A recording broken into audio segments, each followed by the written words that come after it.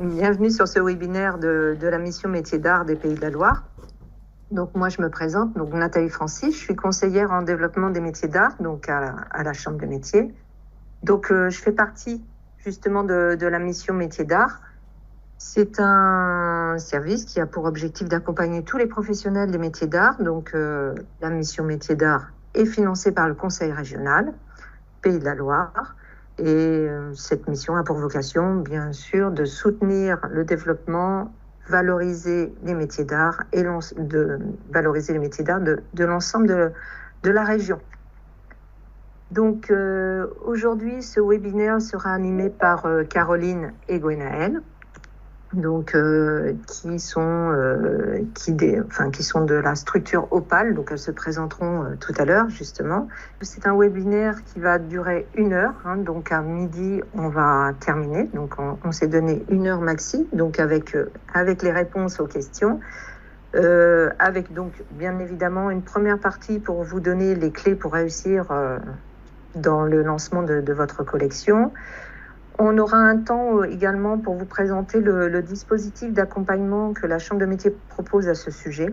Donc, c'est un dispositif qui a déjà été expérimenté en début d'année et qui s'est révélé très satisfaisant pour les professionnels métiers d'art qui l'ont suivi. Donc, on vous le repropose sur l'année prochaine.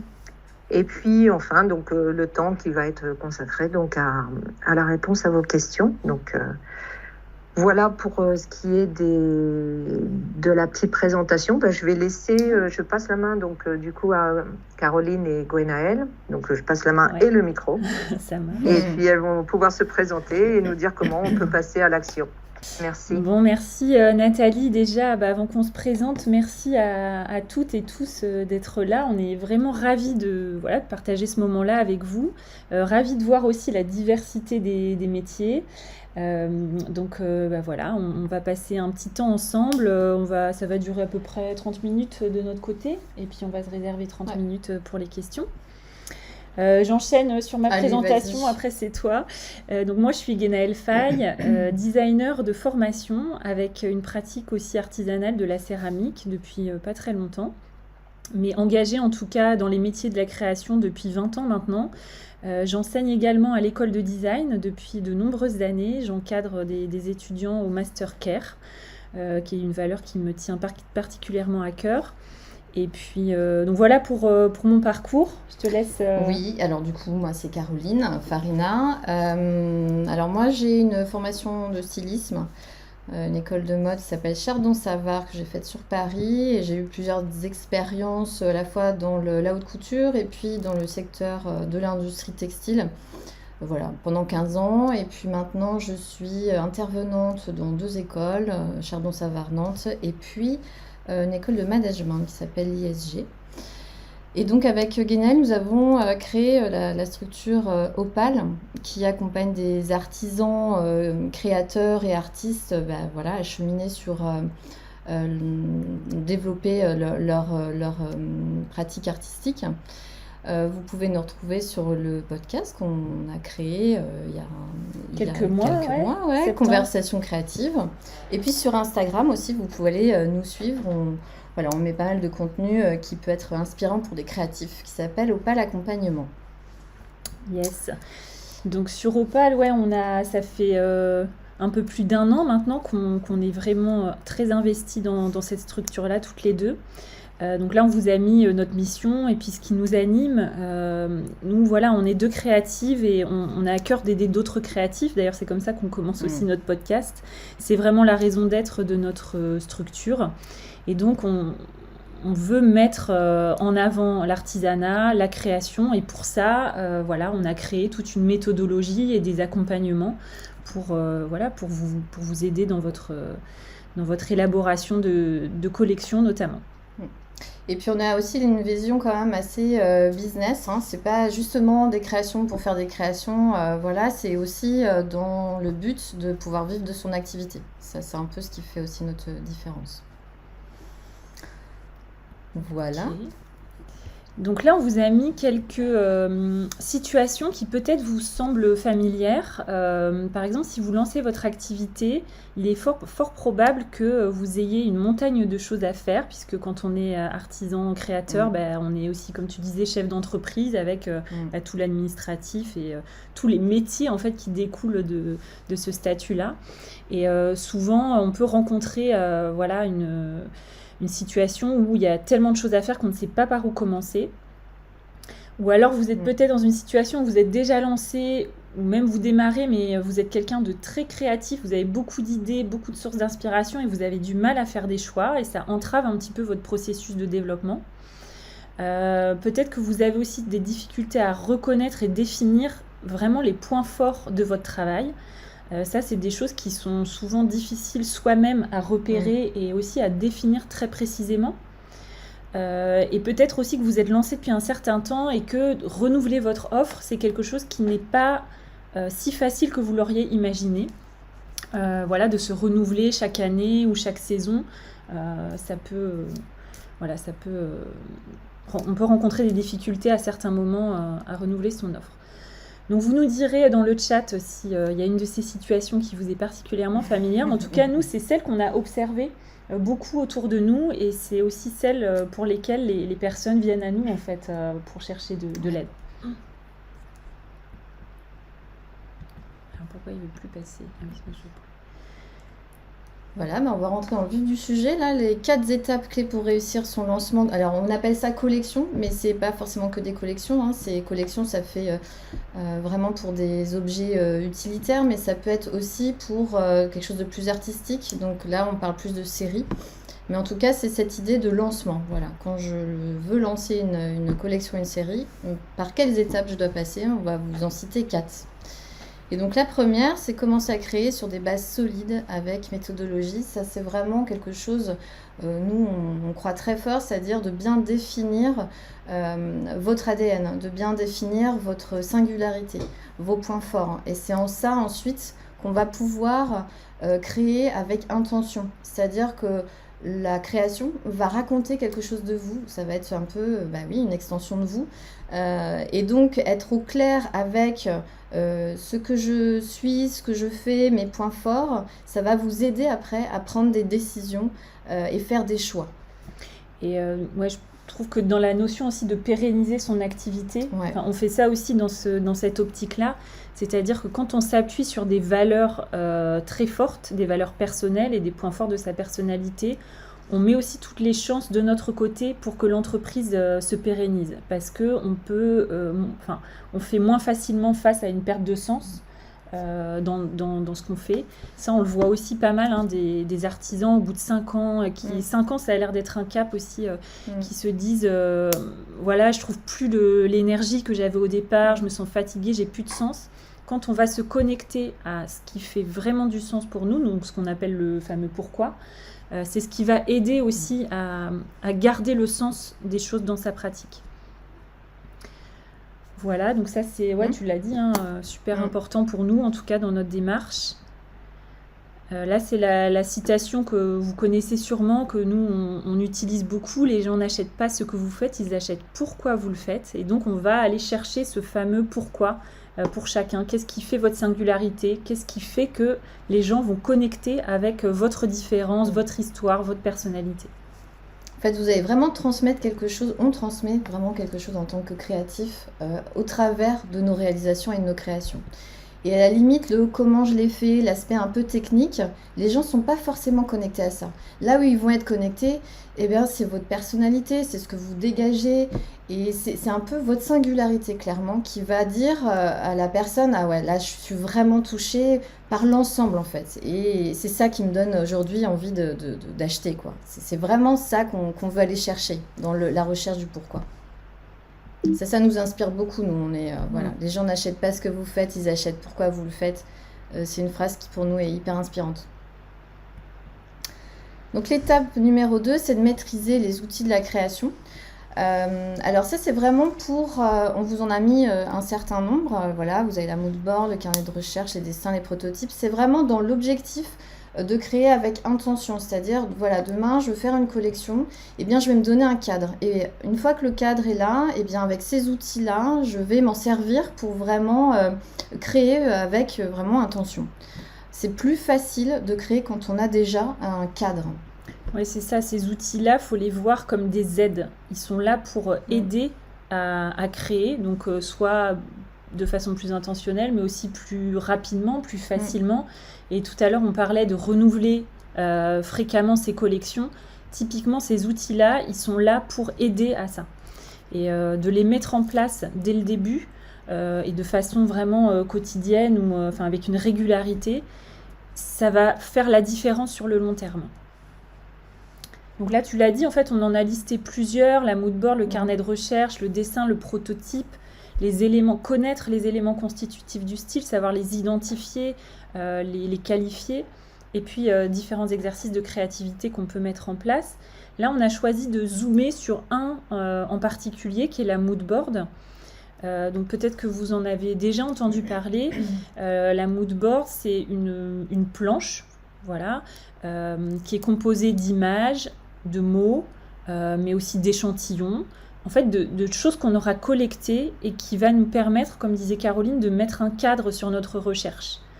Donc là, par exemple, c'est à partir d'une image, on a élaboré en fait toute une thématique de recherche pour, là c'était une céramiste, donc pour mettre en place en fait des recherches d'émaillage.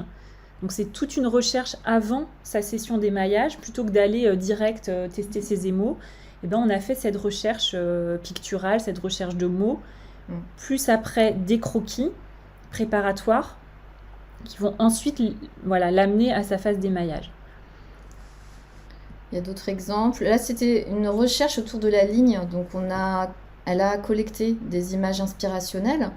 Vous voyez bien que les images, elles circulent bien les unes avec les autres, c'est-à-dire qu'elles vont bien ensemble, ça donne quelque chose d'harmonieux. Et autour de ça, eh bien, on vient en extraire des lignes qui vont nous donner ensuite des formes, qui vont nous donner des motifs, où on va aller explorer un petit peu ces lignes-là pour en faire quelque chose. Là, c'est un autre exemple, encore une fois, autour de la recherche de forme. Donc, on a une photo inspirationnelle qui est au centre de la mood board. Et on va en extraire des lignes. Et à droite, on va venir faire des recherches de forme directement sur la matière. C'est encore une manière, en fait, de créer autour d'un cadre, de se mettre une contrainte. Et puis, dernier exemple, là, c'est une recherche autour de la ligne, toujours. C'est-à-dire, faire ressortir cette ligne. Donc, là, c'est une thématique. On peut faire aussi des mood boards autour d'une thématique. Et on va venir tirer vraiment le fil sur une contrainte, un mot en particulier, qui vont nous donner de la matière, qu'on va s'en servir ou pas, mais en tout cas, ça nous permet d'explorer autre chose. C'est un peu ça l'idée. Et c'est aussi de rendre visible tout ce qu'on peut avoir dans la tête aussi. La mood board, c'est un outil tangible de travail qui est voué aussi à évoluer. On peut faire bouger toutes ces images. Ça nous aide à faire des choix, c'est-à-dire, tiens, est-ce que je choisis telle couleur ou est-ce que cette couleur-là convient bien à la collection que j'ai envie de faire ? Hop, on se rapporte à son mood board, on se dit, non, en fait, ça va pas du tout, donc ça, je l'élimine. Ça nous permet aussi de faire des choix. Ensuite, définir son identité de marque. Donc une fois que on a trouvé son pourquoi on fait ça, on a passé la phase de recherche, on a peut-être prototypé des choses, il y a peut-être des premières créations qui sont sorties. On se retrouve devant des explorations, quelques premiers prototypes et pièces, et maintenant il va falloir les structurer pour pouvoir les commercialiser. C'est-à-dire qu'on ne va pas présenter ça brut pour le client, sinon il va pas forcément comprendre. Donc là, on passe plus dans la dernière phase, qui est vraiment une phase qui est plus d'une étude de marché aussi, qui est vraiment celui de structurer son offre pour pouvoir le présenter sur un marché. Et donc là, avant de structurer son offre, on va définir son identité de marque. Donc si on vous dit, par exemple, j'ai besoin d'un jean, est-ce que vous avez une idée de marque qui vous vient en tête ? Je veux un jean bien coupé, bleu. Et qui tient, voir dans le chat, allez-y. Idée, je veux un jean bien coupé, qui dure dans le temps, quelle marque vous pensez, spontanément? Dans le chat, vous pouvez répondre. Voilà. Ok. Ouais, bah c'est ça, exactement. Et là, on voit bien, la marque devient un repère mental pour le consommateur. C'est-à-dire que demain, je veux une pièce en céramique, voilà, une théière, etc. Eh bien, je vais penser à telle marque parce que je l'aurais vue, je l'aurais croisée, que j'aurais une connexion spécifique avec cette marque-là. Oui, et puis surtout, pour définir les vis, on a dit jean bien coupé qui dure dans le temps. Et donc ça, c'est des valeurs de la marque qui sont ancrées et qui sont un repère. Donc c'est ce qu'on vous a mis là, de réfléchir à cette notion de marque quand on veut commencer à présenter ces pièces au public. On va vraiment réfléchir aux éléments tangibles et intangibles de la marque. Donc ce qu'on vous a mis là, la marque, c'est un repère mental pour votre futur client. Et en fait, ça vient créer une connexion autour de vos valeurs avec la personne qui va l'acheter. Elle va se reconnaître en fait dans ces valeurs-là et c'est ça qui va aussi véhiculer de l'émotion. Donc cette étape-là de l'identité de marque, vous voyez, elle fait vraiment écho à la première étape dont on a parlé, de définir vraiment ses valeurs, mais aussi à la deuxième étape de travailler sur le côté plus tangible, avec les éléments de style, avec les couleurs, les formes, etc. Et donc là, tout ça, on va venir le retranscrire dans une identité de marque. Et voilà, d'identifier ces éléments, ça va aussi permettre de maîtriser et de pérenniser sa future activité en fait. Et puis là, on en arrive à ce que Caroline a commencé à aborder, qui est vraiment la toute dernière étape et qui va avec celle d'avant, qui est la question de structurer son offre.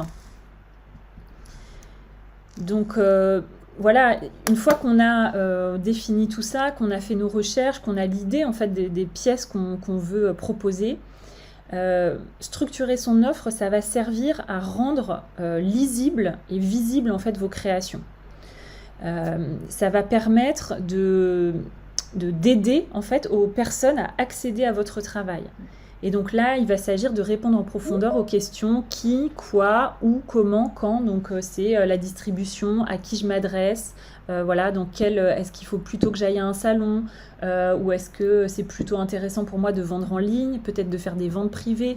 En fait, il y a plein de canaux que l'on peut choisir. Et selon les canaux, on va présenter aussi notre offre de façon différente. On va les mettre en scène de façon différente.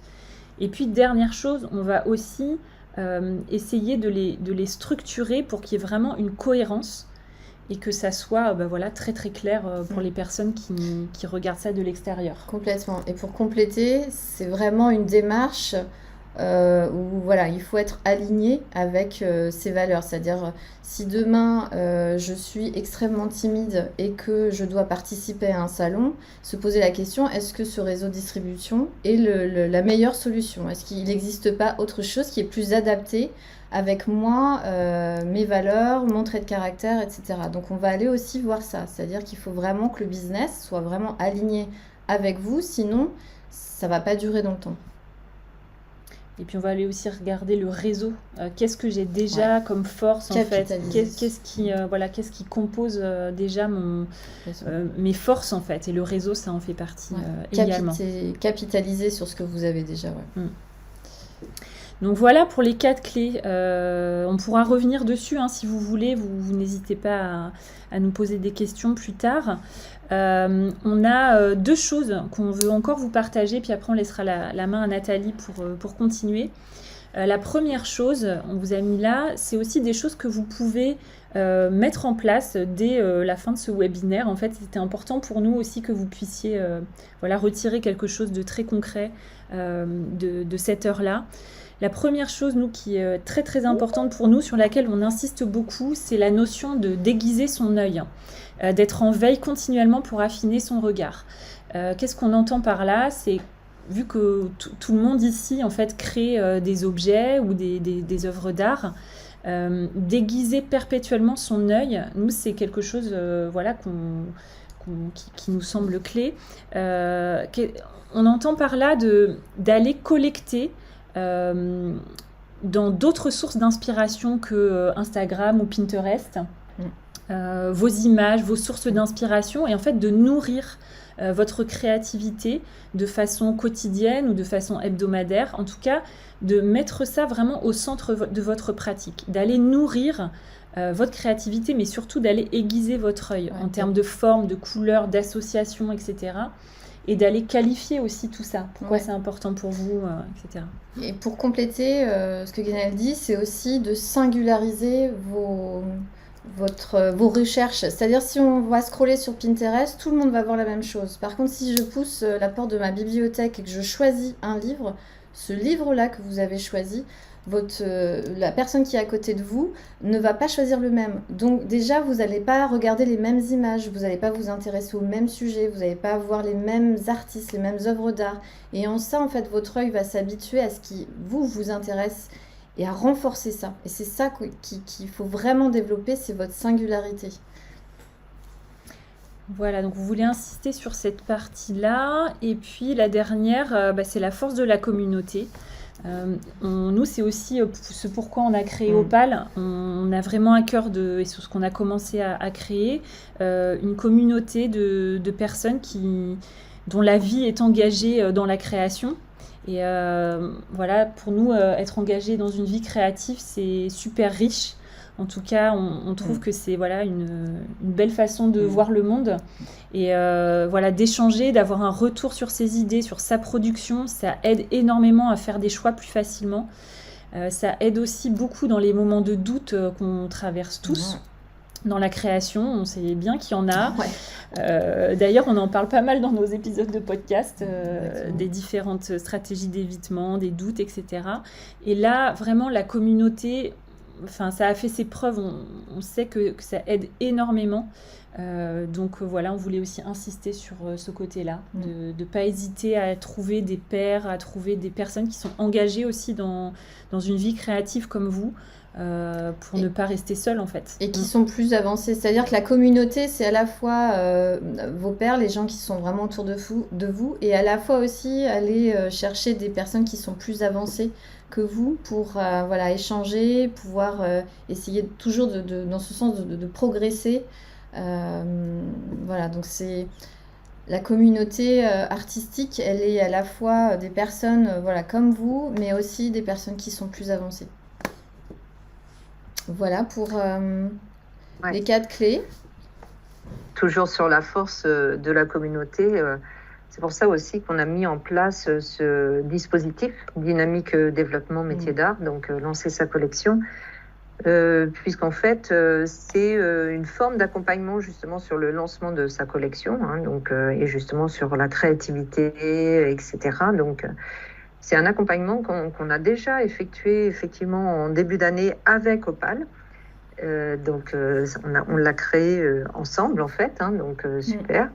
Et vraiment, ça a donné une satisfaction pour le premier groupe qui s'est mis en place en début d'année. Ça a été vraiment une très grande satisfaction.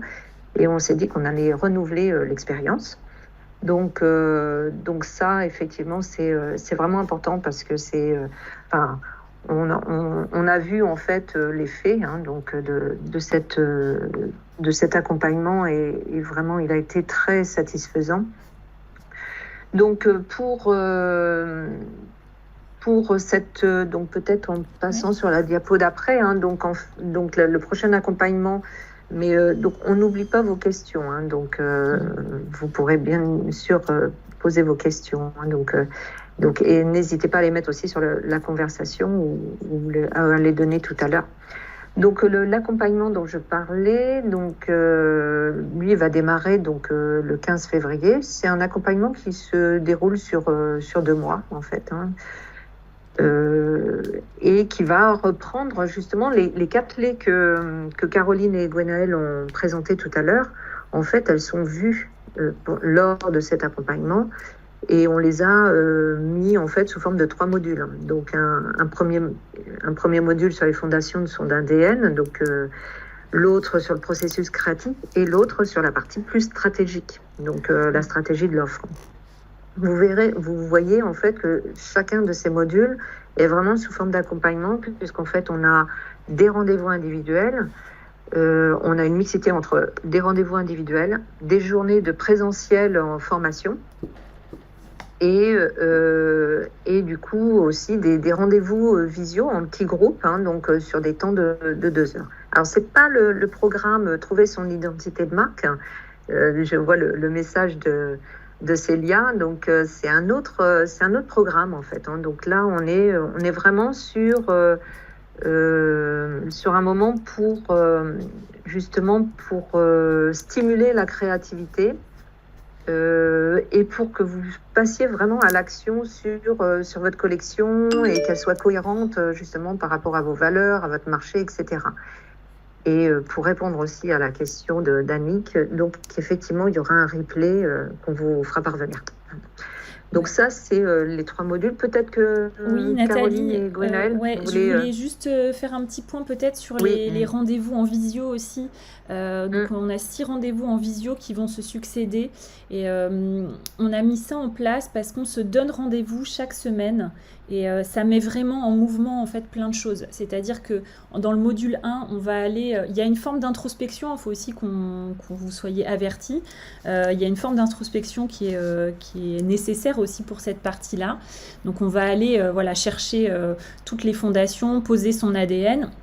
Et ensuite, on engage tout de suite des rendez-vous visio où chaque semaine, il y aura des choses à mettre en place pour la semaine suivante. Et le fait de se retrouver en groupe, de partager chaque semaine, ça met en mouvement beaucoup de choses sur le processus de création.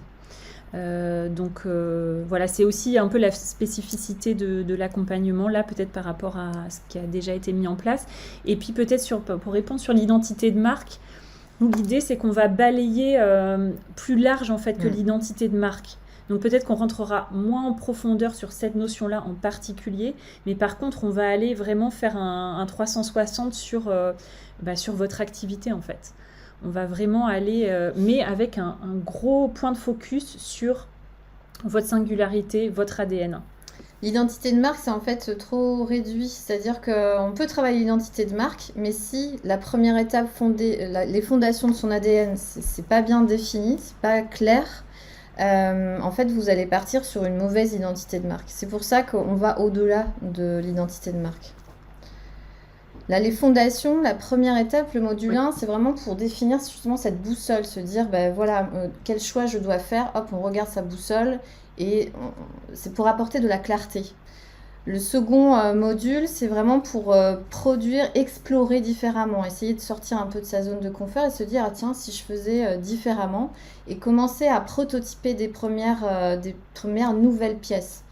Et puis après, la troisième partie, c'est un regard beaucoup plus business sur le marché et voir un peu mettre en cohérence entre son offre et puis le marché tel qu'il est actuellement.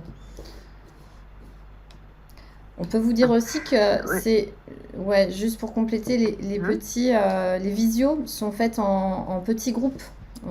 C'est des groupes qu'on veut assez réduits, donc il y a 6 personnes pour justement créer un peu cet espace bienveillant parce quand on crée, quand on est en processus de création, il faut oser pouvoir partager et donc avec le petit groupe, c'est possible de le faire. C'est ce qui avait très très bien marché d'ailleurs à la première session. Allez, on arrête Nathalie, on te laisse. Non, très bien, c'est un bon enchaînement justement sur... peut-être que vous aviez mis une petite diapo là justement sur les témoignages. Donc effectivement, donc il y avait quelques témoignages. Donc effectivement, c'était intéressant de vous les faire partager. Mais effectivement, cet accompagnement, il est vraiment sur mesure parce que c'est vrai qu'il y a des sessions de formation donc en grand groupe. Donc quand je dis grand groupe, c'est 12 maximum. Donc en fait, ça sera vraiment ouvert à 12 personnes maximum. Le présentiel donc se fait à 2 reprises, le premier jour et le dernier jour. Et pour répondre à la question d'Annick, le présentiel se fera à Sainte-Luce-sur-Loire. Donc on n'est que sur 2 journées présentielles sur 2 mois. Donc du coup, après, à voir. Après, effectivement, donc les rendez-vous individuels, les rendez-vous en visio, en demi-groupe, tout ça se fait en visio. Et en fait, on s'est aperçu, alors au début, on avait hésité, on s'était dit, oh, bon, est-ce que c'est bien en vidéo, etc. Et Caroline et Gwenaëlle vont pouvoir le repréciser, mais on s'est aperçu que la visio était quand même hyper confortable pour vous, parce que vous pouvez faire votre visio de votre atelier. Et du coup, toutes vos avancées dans votre créativité, vous pouvez la montrer en direct. Et ça, c'est quand même super, quoi. Donc, je ne sais pas si vous vouliez rajouter quelque chose en sur tout ça. cas, les retours que l'on a eus, c'est ça, c'est aussi... on est vraiment dans sa semaine de travail et c'est un temps où on continue de travailler. C'est pas comme quand tu sors de ton atelier pour aller en formation, où c'est un temps de formation. Donc ça sera les journées en présentiel. Mais tous ces rendez-vous qui se font en visio, c'est vraiment l'extension en fait du travail de l'atelier, sauf que là, on est en groupe et on travaille sur des problématiques très liées à la pratique professionnelle en fait. Donc c'est bien d'être dans l'atelier effectivement pour pouvoir montrer ses pièces et tout, mais pas que, c'est aussi en termes de posture et dans la semaine de temps. Du coup, ces 2 heures-là, c'est aussi un temps de travail qui est une prolongation du temps de l'atelier, quoi. Alors, si on peut passer là... donc après... sur l'inscription, donc par rapport à cet accompagnement-là, donc on est sur un dispositif qui a un coût important en fait, donc on l'a évalué à 1 800 €, sachant que donc il y a des prises en charge qui sont possibles par l'AFDAS ou FAFSEA, tout dépend en fait de votre situation en fait, de votre immatriculation. Donc il y a une prise en charge possible sur la partie formation et une prise en charge possible sur ce qui n'est pas pris en charge par l'AFDAS et FAFSEA, par le Conseil régional et la Chambre de métier de l'artisanat, donc sur une partie de la formation et sur l'accompagnement. En fait, au bout du compte, cet accompagnement sur 2 mois, personnalisé, vous reste en fait à charge 250 € sur cet accompagnement-là. Les inscriptions, on va les prendre jusqu'au 15 janvier, donc pour 12 personnes maximum. Et puis, donc là, je vous ai laissé mon contact, mais sachez que je vous renverrai donc le replay de ce webinaire avec toutes les informations, le lien, une fiche d'inscription, etc. pour ceux et celles qui sont intéressés. Donc, et vous aurez mes coordonnées pour avoir un petit peu plus d'informations si vous le souhaitez, si vous souhaitez échanger par téléphone ou par mail. Pour répondre aussi, si dans cette session il y a un positionnement prix, donc il va être abordé forcément. Donc je vous laisse répondre peut-être, Caroline. Est-ce qu'on arrête le partage du coup ou... Alors, je ne sais pas. Oui, on va peut-être arrêter le partage et puis comme ça se voir et puis pouvoir faire un temps de questions-réponses. Si besoin, on remet sur le diapo, mais on n'a pas de nouvelles slides. Donc, ok. Donc oui, pour répondre sur le positionnement prix par rapport au marché, donc nous, dans la dernière partie, on aborde ça, en fait, avec notamment le mapping des marques. On va vous demander, en fait, d'aller... regarder et positionner en fait la concurrence que vous auriez observée avec un outil qu'on a conçu. Donc on l'aborde cette notion-là. Voilà, à la fin de l'accompagnement. Je ne sais pas, qu'est-ce qu'on peut dire de plus Non, c'est alors le prix fait vraiment partie de toute façon de votre stratégie donc commerciale et de votre positionnement. Donc c'est un incontournable puisque quand on va parler de marché, on va parler de clientèle, on va parler de type de produit, on va parler de tout un tas de choses qui vont venir justement vous amener à travailler effectivement votre prix, qui fait partie complètement de votre positionnement. Alors le prix, effectivement, se détermine en fonction de ses charges, de tout un tas de choses, mais c'est aussi, le prix, c'est aussi votre image. Donc en fait, ça sera forcément abordé. Il y avait une autre question sur les outils numériques.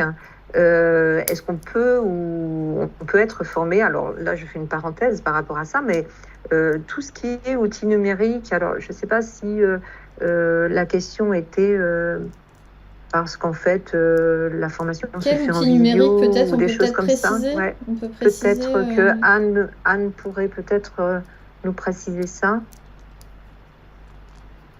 Et, parce qu'en fait, tout ce qui est lié au numérique, la Chambre de métier propose énormément de choses, en fait. Hein, donc, à ce C'est pas niveau-là. centré Donc, sur que ce les soit, outils numériques en tout cas. que ce soit des ateliers, que ce soit de la formation, l'accompagnement aussi, hein, donc individuel, hein, sur la partie numérique, on peut vraiment vous accompagner à ce niveau-là. Donc, n'hésitez pas à revenir vers moi si vous aviez un questionnement particulier, en fait. Je ne travaille pas sur des objets, mais des créations type fresque à destination d'une clientèle haut de gamme. Est-ce dans votre champ de compétences?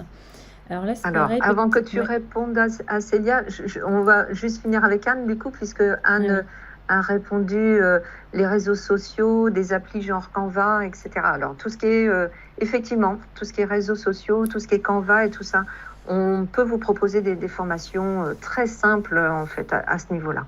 Je reviendrai, je vous donnerai un lien là-dessus.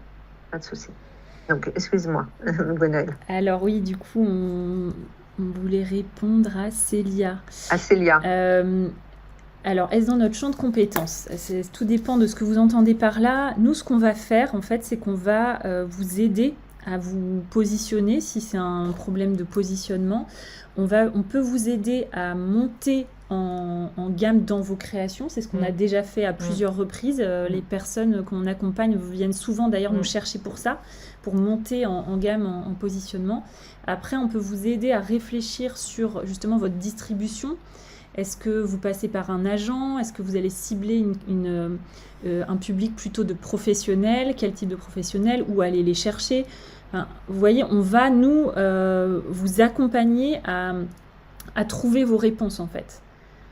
C'est-à-dire qu'on n'a pas forcément, nous, de réseau particulier dans tel positionnement, mais par contre, on a une vision qui est assez large et une façon de travailler qui va vous permettre en fait d'affiner, vous, ce travail-là. Mais tout dépend aussi de ce que vous voulez, si vous voulez bien préciser peut-être un peu la question aussi. C'est quoi votre problématique autour de ça? Autour de cette Ça clientèle. peut être en mode échange, hein, si ça vous dérange pas de vous parler. pouvez prendre le micro, ouais. ouvrir votre souci, micro ouais. pour Voilà. que ça soit plus simple. Il n'y a pas de problème. Oui, bonjour. Célia. Oui, donc comme je vous disais, oui, c'est ça, vous avez à peu près répondu à ma question. Ouais. C'était parce que moi, je me rends compte qu'il faut que je passe par des intermédiaires, parce que j'ai pas ce réseau-là. Moi, je viens du champ du spectacle vivant et de musique actuelle, donc j'ai pas le réseau. Donc, je me rends compte que tout passe par les décoratrices, les décors et les architectes d'intérieur, les gens qui font des aménagements d'espace, enfin ce type de profil. Là, les meilleurs contrats que j'ai eus, c'est comme ça. Là, je viens de collaborer avec une décoratrice et j'ai pu faire un mur d'un restaurant. Typiquement, c'est le genre de choses que je voudrais faire, en fait, de travailler plutôt avec des pros qu'avec des particuliers. Ouais. Bon, je posais la question parce que globalement, les gens là qui sont présents font plutôt des objets ou travaillent des matières, ont des savoir-faire très spécifiques. Moi, je suis sur un truc comme d'hab, je suis toujours entre deux profils. Je fais de la peinture, de la fresque et puis un peu d'illustration. On a accompagné. Je vois un autre qui est aussi décorateur d'intérieur. Ouais, On pourra se parler plus tard. L'année dernière, par la Chambre des métiers, on avait des profils un peu comme vous, entre l'artisanat et l'art en fait. Avec, je pense à Fabienne notamment, qui voulait vraiment aller cibler ce public de professionnels très haut de gamme. Et donc là, elle est en train de faire une refonte aussi de son site internet. Enfin voilà, elle a vraiment tout reposé à plat et là, elle est en train de mettre en place sa stratégie. Donc nous, on peut vous aider en fait à affiner, à préciser et à mettre en place une feuille de route en fait de personnes à aller contacter, d'actions à mener qui sont alignées en fait avec ce que vous voulez atteindre comme objectif. Et voilà ce qu'on pourra faire. Et où les trouver aussi, parce que ma principale problématique, c'est trouver des endroits sans devoir faire du porte-à-porte, un par un, des endroits peut-être, ils ont des habitudes d'échange entre professionnels. J'avais par exemple trouvé une fédération à l'échelle des Pays de la Loire d'architectes. Je les ai contactés. Bon, pour l'instant, ça n'a rien donné. Enfin, pourquoi, comment, où ils sont, qu'est-ce qu'ils font, Ouais, qu'est-ce c'est qu'ils ça. aiment. Parce que moi, j'ai adoré bosser avec une décoratrice. Ça n'avait rien à voir comme travail. Mm. Voilà. Ça, c'est le genre de choses que vous pouvez apporter sur cette formation, quoi. Ouais, Ouais. bah, c'est-à-dire qu'on va vraiment brainstormer avec vous, en fait, pour trouver les solutions aux questions que vous vous posez. Donc, de par l'expérience des personnes accompagnées précédemment, de par nous, enfin voilà, nos expériences aussi, on va pouvoir vous guider. Maintenant, on ne va pas vous donner toute la liste de contacts avec les numéros et les. Enfin, vous voyez, c'est plus un accompagnement que vous donner la liste de personnes à contacter. C'est dans cette démarche-là, quoi. Mais c'est plus facile de contacter des personnes et les avoir identifiées finalement avec aussi une offre qui est claire, et dont on va parler facilement parce qu'on aura vraiment clarifié aussi son discours, le pourquoi on fait cette démarche-là. Donc on va vous accompagner aussi à tout ça en fait. C'est vrai que l'année dernière, on a pas mal travaillé sur le Ouais. pitch de présentation, en fait. Hein. Typiquement, pour certaines, c'est je vais à un salon, ben voilà, comment est-ce que je parle de mes offres, c'est quoi ma posture, etc. Une autre, c'est j'ai été retenue pour tel concours, il faut que je me présente, qu'est-ce que je peux. Donc en fait, pour chaque personne, on va aller regarder la meilleure façon en fait de se présenter, quel vocabulaire, quel champ lexical, quel format. Est-ce que j'envoie, plutôt que d'envoyer des mails, est-ce que je peux pas faire une petite vidéo très simple pour me présenter? Enfin, ouais, on cherche vraiment avec les personnes qu'est-ce qui est le plus aligné, qu'est-ce qui est le plus adapté, le plus efficace en fait pour leur stratégie.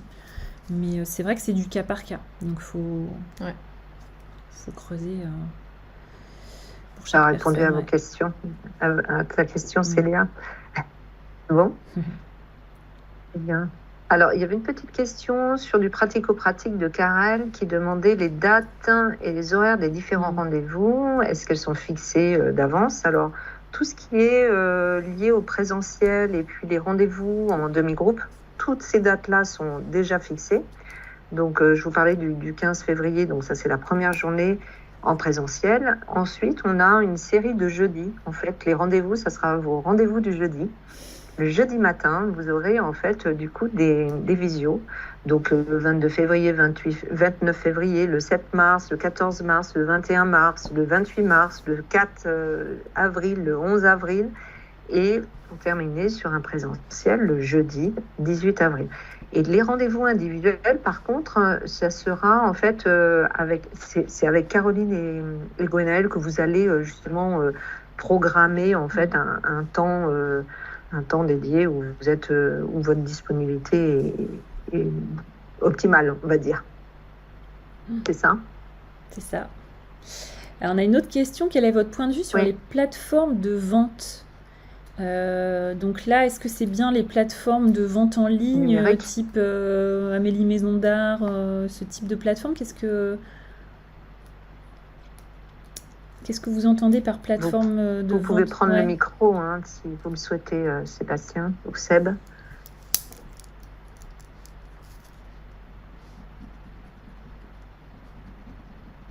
Alors. Oui, c'est ça, empreinte Etsy. Ah oui. Ok. Oui, alors, je pense sur Etsy, nous, clairement, on n'est pas pour Etsy. C'est pas assez professionnel. Ça valorise pas votre travail. Ça peut paraître plus simple au départ de passer par ça que de faire son e-shop. Maintenant, il existe des solutions très très faciles à prendre en main pour créer son propre e-shop sans que ça coûte énormément et voilà, qui sont beaucoup plus professionnels en termes d'image que Etsy. Donc sur Etsy, c'est clair que non. Après, d'autres types de plateformes, oui. En tout cas, nous, on n'est pas contre, dans la mesure où ça dépend, encore une fois, si la vente, c'est compliqué, si faire votre com, c'est compliqué, ces plateformes-là, elles prennent une grosse marge, mais clairement, elles font votre vente et votre com. Donc ça peut être aussi, quand on démarre, un investissement qui est... c'est-à-dire qu'on ne va pas retirer beaucoup de marge de ce qu'on va vendre chez Empreinte, Par contre, on sait qu'en termes de visibilité, ça va nous amener après à vendre sur un autre canal. Ça va nous amener à avoir des contacts, etc. Donc, dans ces cas-là, oui. C'est pareil, encore une fois, tout va dépendre de la stratégie. Donc, il faut évidemment avoir un regard sur ces marges, voir si si ça vaut le coup quand même de vendre. Mais même si la marge n'est pas énorme, si on a des retours en termes de com et de contacts, oui, ça se considère. Après, c'est pareil, c'est ne pas forcément mettre tous ses œufs dans le même panier. On peut multiplier ses canaux de distribution. Donc, En fait, ce qu'il faut regarder sur les plateformes, c'est est-ce que je suis sur le bon positionnement par rapport à mes créations? Et 2, qu'est-ce que ça va apporter en termes de visibilité? Si je suis pas sur le bon positionnement, c'est-à-dire en gros je fais des créations qui sont plutôt haut de gamme et je me mets sur Etsy, tout le monde aura compris que c'est pas là où il faut être. Et si je me mets, si je retire pas suffisamment de marge, ça à la limite on s'en fiche. Si j'ai beaucoup de visibilité et que ça me rapporte en termes de beaucoup de personnes vont me voir, vont aller cliquer sur mon site internet, vont aller je vais me faire découvrir. Là, ok, ça a du sens. Donc on n'est pas fermé, c'est simplement il faut que ça soit aligné avec votre stratégie. Et là, c'est du cas par cas. Il y avait une autre question. Comment faire connaître justement. sur un e-shop sans passer par une plateforme avant? Donc là c'est ça. pareil. Un e-shop, c'est clair que si on Ouais. fait son e-shop, et qu'on fait que ça, les gens vont pas venir par magie sur le e-shop. Donc là, encore une fois, il y a plein de stratégies. Après, nous, on n'est pas non plus spécialiste en marketing digital, mais on connaît un petit peu, En tout cas, le e-shop, quand vous ouvrez un e-shop et qu'on ne communique pas dessus, c'est comme si on a une boutique en ville où tout est éteint. Les gens passent à côté, mais c'est pas visible. Donc il y a toute une stratégie en termes de communication à mettre en place derrière pour justement ramener ces personnes-là sur le e-shop. Et la stratégie de communication, il faut choisir son canal. Alors ça peut être Instagram, ça peut être Facebook, ça peut être plein d'outils qui sont aujourd'hui gratuits, qui coûtent rien et développer en tout cas là-dessus pour faire connaître son e-shop. Après, y en a-t-il Alors là-dessus, qu'on recommande sur les plateformes ou sur les e-shops? Alors, Comment faire juste, connaître je vais aussi continuer en fait sur oui, vas-y, Nathalie. sur la stratégie là, de communication. Donc, sachez aussi qu'on a vraiment des formations qui sont spécifiques à ce niveau-là. Donc, par exemple, développer une stratégie de communication avec les réseaux sociaux, etc. Donc, ça, c'est vraiment des choses que la Chambre de métier propose et qui sont vraiment accessibles. Donc, en termes de formation, on a tout un tas je pense en fait ici un catalogue de formation en numérique qui peut répondre à votre besoin. Donc ça, n'hésitez pas à revenir en fait vers nous par rapport à ça. Mais c'est super, vous avez en plus plein d'offres accessibles, mais attention, soyez bien vigilants avant de se former sur la communication. Warning sur votre démarche. Pourquoi vous le faites, votre démarche artistique? Qu'est-ce que vous voulez raconter? Qu'est-ce que vous voulez dire? Si ça, vous êtes au clair et tout, allez-y, foncez et allez faire une formation en communication. C'est là que ça répondra en tout cas à vos questions. Mais si l'amont n'est pas bien clair, warning, attention. On peut avoir un bon réseau et si dans le fond il y a rien ou si le message n'est pas le bon, effectivement le réseau va pas servir à grand chose. Donc il faut déjà effectivement bien travailler le message, mais effectivement donc après tout ce qui est outils, donc c'est vrai que ça fait peur, l'outil numérique c'est encore autre chose en fait, mais pour maîtriser l'outil numérique il y a d'autres formations derrière. Mais c'est vrai l'idéal c'est de maîtriser les deux. Enfin, en tout cas, de savoir utiliser les deux. Alors, est-ce qu'il y aura une autre session plus tard dans l'année? Peut-être. Pour l'instant, c'est pas prévu, mais... C'est pas prévu, mais bon... généralement, on reprend ce qui est gagnant, en fait. Donc, et ce qui est très satisfaisant avec des bons retours. Donc, là, c'est le cas. Donc pour l'instant, c'est pas programmé. Ça c'est souvent le cas aussi qu'on a eu, oui, c'est pas le bon moment et tout pour moi. J'ai plein de choses sur le feu, j'ai pas le temps. On en a une participante qui était en pleine création, qui a accepté de le faire. Mais c'était pas le bon moment, mais elle l'a fait quand même. Elle était en ouverture de boutique, tu te souviens, Laurence? Ouais. Bah ouais, c'était pas l'idéal, mais en fait, comme elle dit, mais heureusement que je l'ai fait maintenant parce qu'en fait, ça a pu clarifier, moi, tout la manière dont je vais présenter dans ma boutique. Elle l'aurait pas fait, elle l'aurait fait après, eh ben, elle aurait dû être obligée de revoir plein de choses dans sa boutique. Donc ouais, c'était pas le bon moment. On sentait que des fois, elle était pas hyper dispo, elle donnait ce qu'elle pouvait donner, mais je pense que ça l'a vraiment aidé quand même. Ouais. Ça l'a aidé à clarifier et à se dire, bah, voilà, ma boutique, je sais comment je vais la faire, je sais ce que je veux faire. Et elle a pris ça comme ça, ouais. Il y a Céline aussi, l'année dernière, qui avait une grosse commande pour un restaurant. Là, elle était sous l'eau. Et en fait, on l'a vraiment aidée aussi à optimiser un peu son process de production. On a saisi aussi justement ces visios. Là, elle est arrivée avec sa problématique. Mais là, je suis sous l'eau, j'ai tout ça à produire. Et on a revu en fait tout son process et on a mis en place des choses hyper pratico-pratiques. Mais on lui a dit, bah, écoute, si tu t'organises comme ça. Et ça l'a aidé aussi. Donc, on a eu ces cas-là en fait de personnes qui étaient sous l'eau. Et c'est là aussi où la force de la communauté, c'est génial. Enfin, on a eu aussi, en fait. je pensais tout à l'heure à Célia aussi sur le positionnement. Enfin, on a eu des choses hyper belles qui se sont passées, de participants qui ont dit « Mais moi, je connais un tel qui fait des résidences d'artistes, faut que tu ailles voir ça. » La personne s'était jamais autorisée à penser aussi qu'une résidence d'artiste, pour elle, ça pouvait faire du sens. Enfin, on a eu vraiment des beaux déclics aussi par le partage du groupe.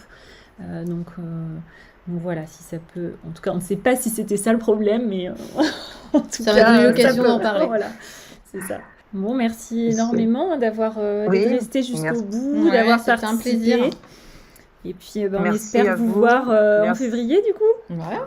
Merci à toutes, à tous. Et puis, belle journée. Et puis Bonne très semaine, belle bonne journée fin de semaine. également. Artisans de la nouvelle économie.